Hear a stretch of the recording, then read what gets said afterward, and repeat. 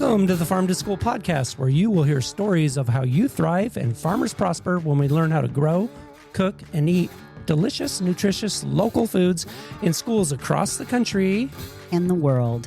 Hey, we're your hosts. I'm Michelle Markiston. And I'm Rick Sherman. How are you guys doing today? Hi, Michelle. Hey, everybody. Hey, everybody. Rick, I have a question for you. I've never asked you. Okay. Have you ever been to Vermont? I've been waiting for someone to ask me that question my whole life.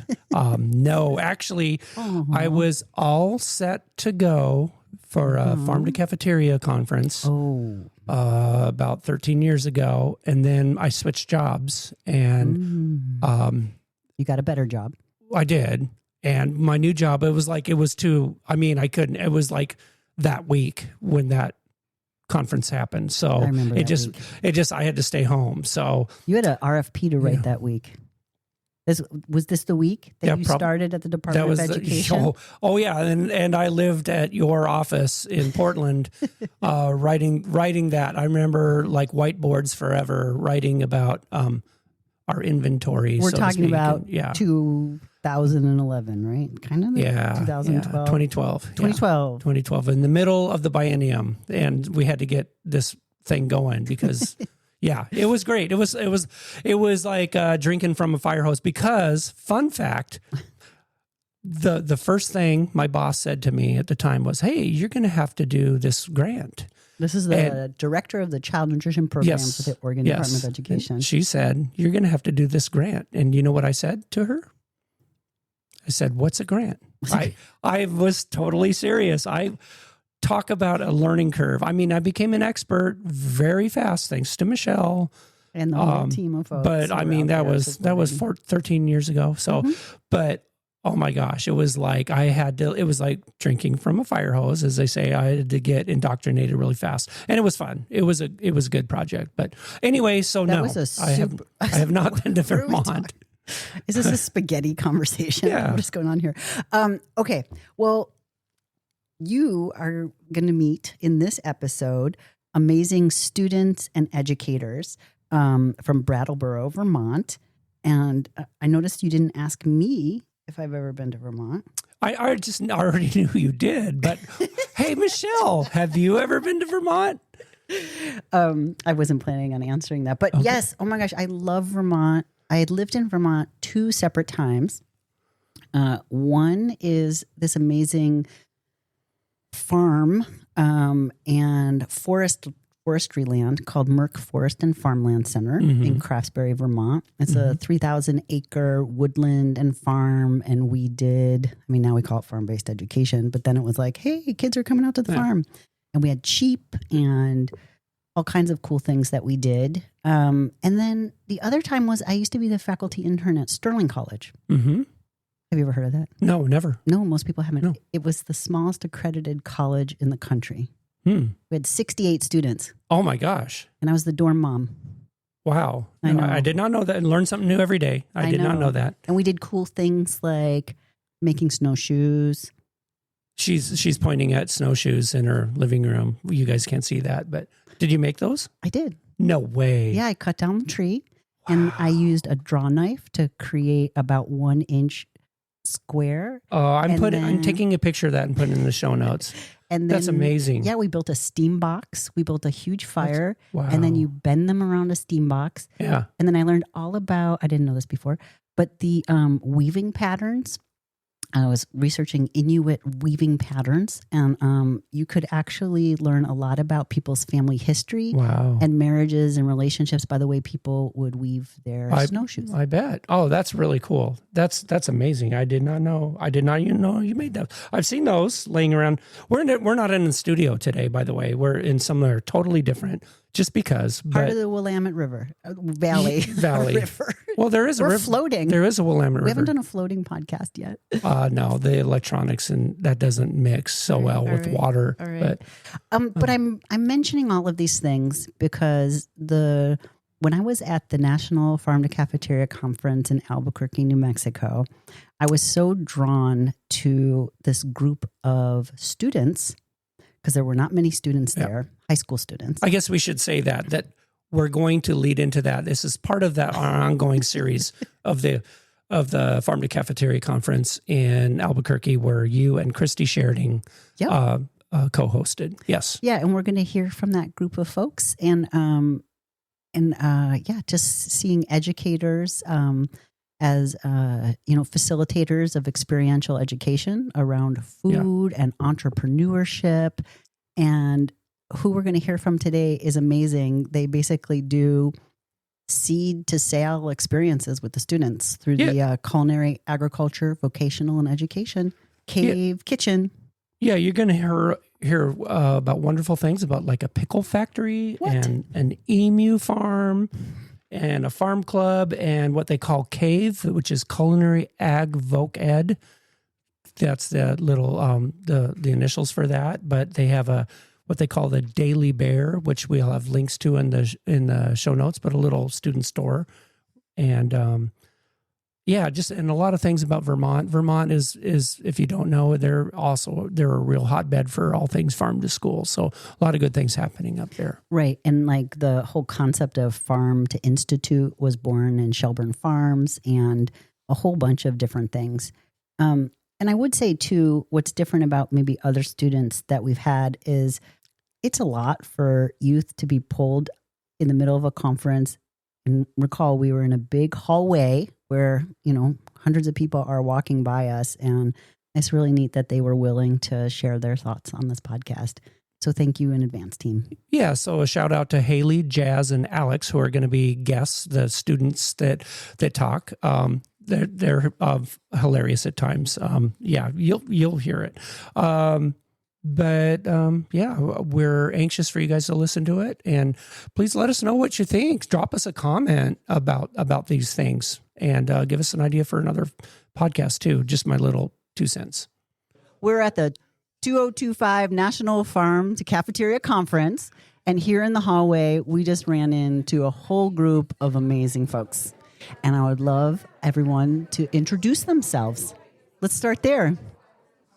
Hi, I'm Bianca Fernandez, and I am a social worker and farm-to-school person in Brattleboro, Vermont. I'm here with a crew of my folks.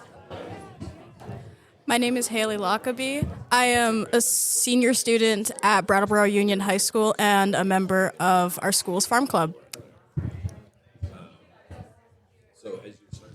Hello, my name is Alex Chafee. I am a junior student and a member of the farm club. Hello, I am Jazz. I am a senior student at the Brattleboro Union High School, and you will not be hearing me talk a lot. Hi, I'm Camille Kauffman. I am a 4-H educator from University of Vermont, and I work at the Brattleboro Union High School with the farm club and a couple of other classes there. And in the 3 minutes we met, we have so much in common. I mean, Bianca and I have never met, and we cared for the same person's llamas up in Craftsbury College, Vermont. What? That's amazing. It's really true. I love that. Llamas. Yeah, Ned's llamas actually inspired me to write a children's book called Silly Llama, I Can See You. Never saw the light of day, but anyway. I kind of want a copy. So what are you all doing? Tell us about what's happening in Vermont. Where do we even start? We got incredibly lucky. A couple years ago, I was in conversation with my good friend Liz Kenton, who's another UVM extension educator, and she was telling me about this national grant that they had received. They were subawarded through the University of Maine, and in our region that there were supposed to be 5 sites, and that the first 4 sites had been identified, 3 in Maine and 1 in Burlington, Vermont, and they really wanted to find a site in the Brattleboro area. And basically the deliverable was working with oppressed and marginalized communities, delivering and exploring food systems. And I said, well, I don't understand what is so hard about wouldn't anyone just jump at this opportunity? And she explained that the other 4 sites were all New American agencies and that they had approached all the New American agencies in the Southeast Vermont area, and nobody felt really like it was aligned with their mission or had the staffing to pick it up. So I said, what about the disability community? Because I, with my non-farmer hat on, am a social worker at Brattleboro Union High School. I work in special education and behavioral services and work with neurodivergent students. And Liz was like, oh, we never thought of that. Well, let's look into it. And the rest is history. We basically have just won the lottery and get to do all the things that lots of people dream about doing their whole lives and don't have the funding or the resources to be able to do. So dream come true over here. And Haley is stealing the microphone from me. I'd say Farm Club really started up around 2024, where we started integrating into our after lunch stuff. So like our ACE schedule. Students could have 40 minutes to get extra work done. It's called ACE, and we started having Farm Club meetings with a lot of our other C students because they were interested. And then on every Friday at the end of the month, we would have field trips to explore different local farms in the Vermont area, and that was really, really cool because, a lot of the students didn't get to do that stuff. What was your favorite field trip? I kind of like the pickle factory. What? Yeah, I've we went never to heard Real farm to pickle in factory before. Massachusetts. It was so cool. Oh, also that place, the animal place that we went to. Which one? The one with the birds. The emu farm. Yes, the emu farm. I think that was our first one. I went to Eastern Michigan University, EMU, and so that's what we called ourselves. We're emus, but we weren't. But I love emu. That's so fun. How many students are in your farm club? I see there's 3 of you guys here. It's kind of a flexible number. Sometimes students don't arrive to some meetings, but currently we have more than 10. That's fantastic. And how many students are in the whole C program, and should we tell them what C is? We have about 4. I'll answer my own question. We have about 40 students. I just want to say that there are 3 very shy but very amazing young people here, and I wish that they would contribute a little bit more, but I understand. We have about 40 students that we serve in C, which stands for Student Educational Assistance. And we work... Wait, the letter C stands for ocean. student. I think it spells S-E-A. Oh, okay. I'm sorry. I know. It's so confusing, and a lot of people write it that way when they hear it. I was like letter C. Yeah, I was thinking the same thing. Totally. Yeah. So we're a tier 3 behavioral service, and we work with kids who have some kind of barrier to being able to access their education. So something is getting in the way of them being able to go to class, complete work, pass classes, and get credits. And so it's our job. We have a combination of special educators and social workers and paraprofessionals. It's our job to help them figure out how to set goals for themselves and achieve those goals and figure out how to get past the barriers that they have that are getting in the way of their learning. And so most people wouldn't be familiar with what a tier 3 means because it's kind of technical, but tier 1, from my understanding, is like social emotional learning that would be for everybody. Exactly. Tier 1 is learning resources that every student has access to. And tier 2 is a little bit more specialized, but not special education identified. So maybe you're going to go see a clinician in your school. Maybe you are engaging in other. You're accessing the academic support teachers in classrooms. So you're getting extra help, but it's not. You don't have a 504 or an IEP yet. Got it. So then once you get into the IEP 504 area, then you're in tier 3.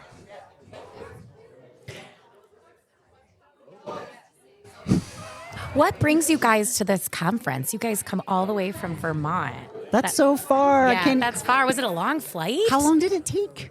Did you get any good snacks on the plane? It took about 4 hours for one flight and then another 1 hour, so 5 hours in total. We got some good beverages. We got lots of soda and stuff. That's fun when the cart comes around and it's all you can drink. Yeah, it was really great. And that's all I got. So what kind of things are you involved in growing food or cooking food or harvesting food? Yeah, we cook a lot of food. Where? In cave. What's cave? Oh, I'm like, you're making cheese in caves? I'm glad you asked. it's a little school. Do you remember what cave stands for? No. Haley, do you remember? Culinary? No, I don't. They're trying. Okay. Culinary agriculture vocational education. So the really exciting thing about our grant is that we are getting to put our learning into practice, and we were able to rent out this amazing space at a local campus that used to be a residential program. And is now it's like a campus where there's 45 businesses, and we're kind of the snack bar for that campus. So the kids get scheduled for classes there. There's 4 blocks a day, and they come and they cook food, and they work in the shop, and they help with the garden, and it's really amazing. Yeah, and we had a summer program this year that was helping set up the kitchen, because when we got there, we had to start setting up everything, and we also set up our own garden, because before we got there was no plot at all for a garden. We made the entire thing ourselves. Wow. So how did you actually do that? Like, how did you make the garden plot yourself? Do you remember how we started? I don't remember how we started, but I remember being involved with we had this huge dirt pile, and we started patting it down into the grass and stuff. And then I went away for a few months, and I came back, and the whole garden was there, and we were starting to plant stuff, and it was super cool. Yeah, we got a huge donation of 8 yards of beautiful compost. We also had our own worm bin that the farm garden started, and so we were able to dump that in the garden. It was like Pee-wee's Big Top Circus garden. I've never seen anything grow like this before, way better than any garden I've ever grown at home. It was like a perfect storm of conditions. You guys have the magic touch. Yeah, we also had a bit of outside help, because we had seeds from which elementary school was it? Guilford. From Guilford Elementary School. They donated a bunch of seeds to us, and then we planted those in our garden. And we started our own seeds in the winter on grow carts that we had at school. And so now we've opened a little cafe called the Daily Bear Café. I want to know more about this cafe. Do you guys work? You make the food, you work in the cafe, you do all of the things? Yep. That's really, really cool. Yep, all the things. Camille's like, no way. What do you guys make? What's your favorite thing to make? What do you think, Jazz? This could be a good answer for you, because you're there 2 blocks every day. At the cafe, Jess? Mm-hmm. Yeah. Jazz's job is that he gets lunch ready. So he sets up all the containers. We're kind of a cafeteria style model. So there's 1 hot lunch a day. And there's a calendar that people follow, and they decide what days they want to come. It's the most affordable, delicious, local, seasonal, amazing lunch in town. $10, and you get an entree, 2 salads, what a and a steal! dessert. $10 only. I know. It's That's amazing. awesome. So Jazz gets everything all set up. He gets the salad set up and all the desserts and everything ready for lunch every day. Dessert? He's one of my right-hand guys. Yeah. Often it's cookies. Recently we made ice cream. Sometimes it's a scone or some snack cake. But we really try to focus on local seasonal stuff. So right now we're doing a lot of cranberries and citrus, and so not local, but seasonal. Cranberries and citrus and lemon and those sorts of things. But in season, we go berry picking, we go apple picking, and we use all of as many ingredients as we can grow ourselves and get from local growers. I want to come work at the cafe. It sounds Seems fun. like a lot. Can we come visit? Yes. Yay! Open to the public. Please come visit. Monday through Friday, school hours. Jazz, I'm really curious, what is something you've noticed about being at this conference? Because there's a few high school students here, but there's not a ton of high school students here. So what's it like coming to a conference with 800 adults? I mean, it's pretty cool seeing all the adults. It's kind of awkward just being the only kids here and stuff. It's cool to see all of them working and communicating with each other. Yeah. Thanks for that. What ways could we open this conference up to more teens? Maybe get have more school involvement by having, because it's like a lot of teachers here, right? So Yeah. why not have some of the teachers like invite like students that they think would be interested in this conference? We have Maybe something. offer some youth workshops. I was Yes. just going to ask if that's something. What if you guys hosted a workshop and talked about what you were doing for other students? We have something similar to that in Vermont. It's called the Feast Conference. That's through our Farm to School network. And the folks who organize that, the adults, are actually here. But youth are the ones organizing it. And Alex attended last year as a participant. So wondering if we could bring some of the framework of the youth organization of the conference here. And we do plan to go to that again this year and take our learnings from this conference. So we've been working on a slideshow and doing some research about what our workshop might be about. We're thinking about New Mexican food culture and figuring out what kind of recipes we're going to demo, what kind of ingredients we want to bring home with us, and how we can bring back our learning from here to the feast. What's your favorite thing, guys, that you've eaten here? Do you have a favorite food that you've had here? Like New Mexican style food that you've never tried before? The enchiladas from yesterday's lunch were really good. They were very good. What did you have last night? We had a green chili burger. It was pretty good. Ooh, It was falling apart though because it was really big. But that sounds it delicious. was really good. Were the green chilies in it or on top of it? Or Yeah, they were in it, just like on the burger. Was it spicy? No. No, just really flavorful. Ooh, there's chilies in everything. Yeah, here. everything. Everything has chilies. My Caesar salad last night had green chilies on it. Yeah, I had. I think I was like, are these hatch chilies? I had street corn, so it was like corn with like lime and Yummy. Yeah. So good. We're excited to go out for a few more dinners and try different. We made a list of our top 5 things we each really want to try, New Mexican signature things we want to try. We're actually doing a lot of learning about New Mexican food on this trip because we want to go back to Vermont and introduce a lot of what we've learned here to our other students, and also just like get enriched with like the food and culture of New Mexico. So, Jazz, could you imagine seeing something you ate here in New Mexico in the cafe where you work? I just think mostly like the fruits and the breakfast and stuff, like the bacon, the eggs. The green chili eggs are definitely like something else, but mostly fruits and the breakfast. That's awesome. I'm daydreaming about breakfast burritos in season because it feels like that's one of every time you look up New Mexican food, that's one of the things you read first, which is so interesting and kind of surprising to me, but I'm really excited about maybe making that a regular on our menu. That would be a fun menu item. They're also doing an Instagram takeover of their Daily Bear Instagram account this week. You guys are? Yep. That's awesome. I'm going to follow you as soon as we're done with this. And we're going to link on our show notes so that whoever listens Daily to this Bear podcast Kitchen, or looks find us. will do that. Is there anything else you'd like our listeners to know or questions you have for us? Is this your first conference for this? It's mine. Yay! Same. Yeah, we're matching.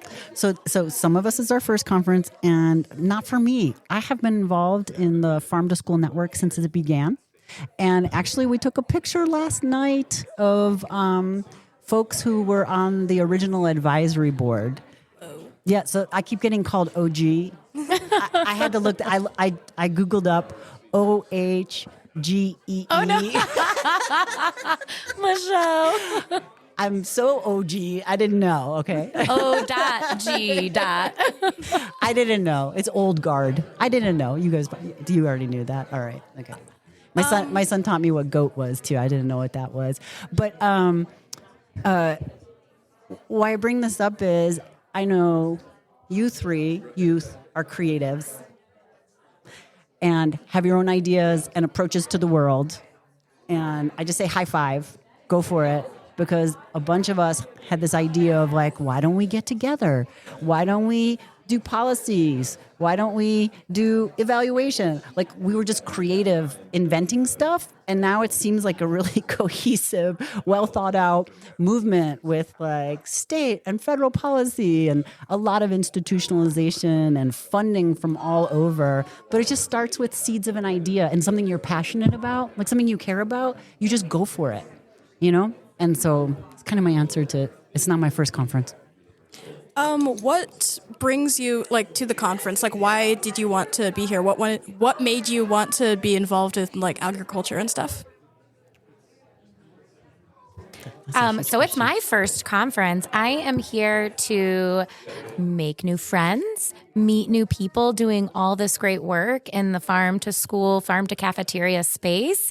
And it's been awesome. We've been sitting here for the past 2 days talking to people, and I feel like I'm a sponge. I'm just absorbing all the neat, cool things that everyone's doing. And so I really just came here to learn and make friends. And for me, I'll be transparent. I almost didn't want to come. I get overwhelmed being in crowds and traveling and changing time zones. And I thought, I can't go. And I even said to Rick, I might not go. And Rick isn't here.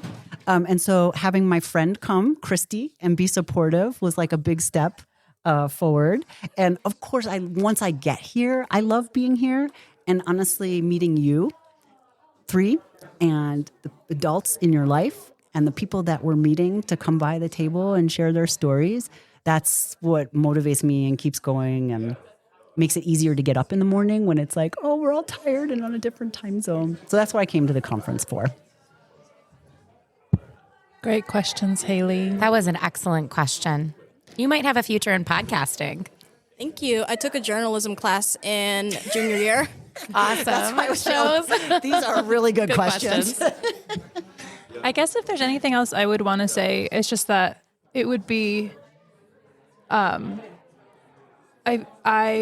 have spent such a big part of my life figuring out how to combine my love of agriculture and my interest in social services and how to, I couldn't figure it out for a really long time. So this has been such an amazing opportunity for me. But working in schools is pretty new to me. This is my 6th year in a school setting. And before that, I've done a lot of nonprofit work and child welfare work in addition to farming. And I always thought, I'll never work in a school. It's so boring. That's not where I want to be. And it's amazing how much good work you can do in schools, where you have 7 hours a day of captive audience with kids, and you can affect so much actual change in their lives, and you can build so much relationship out of the 50-minute hour that you get, in other settings with kids. Sometimes you see them once a month, sometimes you see them once a week, and we spend a ridiculous amount of time together, probably too much, I would say, but also getting to watch you guys grow over the last 4 and some of you 6 years is kind of the best thing that's ever happened to me. And getting to share my love of agriculture with you and watching you now love gardening is pretty amazing. So I would just say that is really important, and farm to school is important, and farm to cafeteria is important. And I hope that the conversation at some point expands to farm to healing and thinking about the other ways that agriculture really can help all of the parts of us, right? Because when we feel safe is when we can really learn. And that's what we want for you guys in schools, is creating environments where you can learn. So I'm just really grateful for you guys. And thank you so much for meeting with us. It was a really exciting opportunity. Yes, I want to say thank you so much for this platform of lifting up our program and our experience here. And also thank you to Bianca and all of you students. I couldn't think of a better program for the grant that you're a part of. And it's been really great working with them on all of the programs that we do. Just want to plug, so I work with 4-H, so the Farm Club is part of 4-H, but what's really cool about this is that we can look at, when you think of 4-H, and when I joined 4-H on the team, I thought, cows and corn. What does 4-H stand for? Just for those people that don't know. Yes, it's a youth experiential learning program across the country that is hosted by all extension services from land-grant universities. And 4-H stands for head, heart, hands, and health. So it's a 4-leaf clover. And what we're looking at is different ways kids that don't typically experience 4-H. It's been around for 100 years, and it's typically a very agricultural, agrarian program. How to get different kids involved that don't typically experience 4-H. And this has been a really great program, and hoping that we can bring it to the rest of students in the country. And Haley, did you want to add something too? To circle back to how much this means for the students that get to experience 4-H and Farm Club and the Cave Kitchen and all this amazing stuff, I just wanted to say I've been here for like 4 years, and I got to see this all come together with all these amazing people. And I think these 4 years of high school have probably been some of the most impactful years of my life, and have gotten me so many amazing connections and so many amazing communities that I really have to thank a lot to Bianca Fernandez for helping me out so much. Thank you. You wouldn't know this because we just met, but I taught high school in the Bay Area School of Enterprise. I was an emergency credentialed teacher, and my high school students got me into school gardening, which is why I ended up doing a doctorate in it and then going on and like starting it for other things, and have just stayed in touch with Helene. Hi, Helene. Not that she has time to listen to this, who is now a social worker and in her 40s. And so it's like a great connection, and it's just so beautiful to grow alongside people. This is what this is about. It's about amazing good food, but it's really about cultivating humans and cultivating our spirits and community. Totally. Thank you guys so much for being here, and thank you guys for being such inspirational educators, and you guys as being creative, innovative, future of the world. We can't wait to hear about the new menu updates. See what happens. And what was the Instagram again? I'm going to look it up right now. And we're going to put it on our show notes. The Daily Bear Kitchen. The Daily Bear Kitchen. Thank you so much for giving us this space. Thank you. Have a great conference. Thank you. Have fun. Thank you again for Bianca and Camille, as well as the students, Haley, Jazz, and Alex. So impressive what you have all been able to accomplish together, and we really appreciate you sharing your story with us. Farm to School was written, directed, and produced by Rick Sherman and Michelle Markiston, with production support from Leanne Locker and Lauren Toby of Oregon State University. The podcast was made possible in part by a grant from the United States Department of Agriculture. The content and ideas of the Farm to School podcast do not necessarily reflect the opinions of Oregon State University or the United States Department of Agriculture. And both the USDA and Oregon State University are equal opportunity providers and employers. Do you want to learn more about Farm to School? Of course. Always. Always. Check out other episodes, show notes, contact information, and much more by searching Farm to School Podcast OSU. Yeah, totally. We'd love to hear from you. Please stop by. Take care. Bye, everyone. Thanks, everybody.